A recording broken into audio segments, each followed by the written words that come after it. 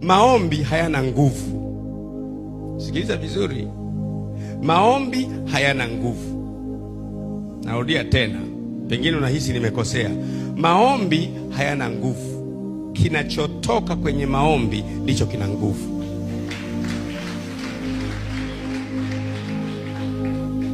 Prayer doesn't have power, but what prayer gives, what comes out of prayer has power.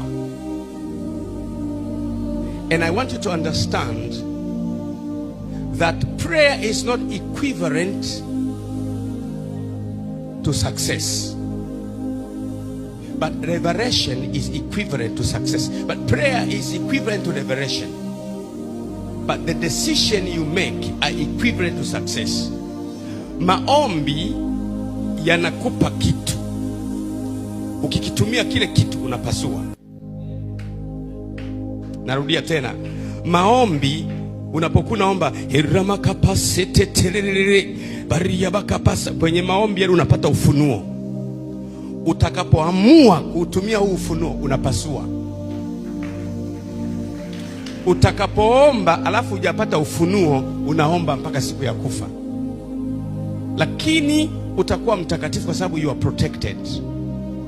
Prayer, when we pray, there's illumination, there's revelation, there's understanding, there's divine connection from Elohim, there's divine intelligence that we are connected to God from highest heaven to our being.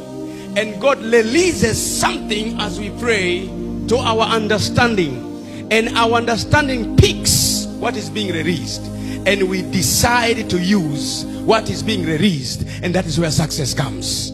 Narudia tena kindende ule. Unapokuwa unaomba, wewe umeunganika na Mungu. Yani moyo wako na Mungu mmeunganika kiufahamu wa mbinguni.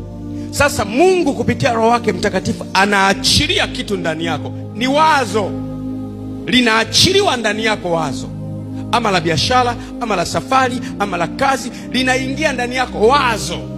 Sasa lile wazo unalichukua wewe, unalitumia. Ukilitumia lile wazo ndio umepasua sasa. Usipolitumia lile wazo ukaendelea kuomba, hamna kitu. Ndiyo maana tunao waombaji, hatuna wapokeaji.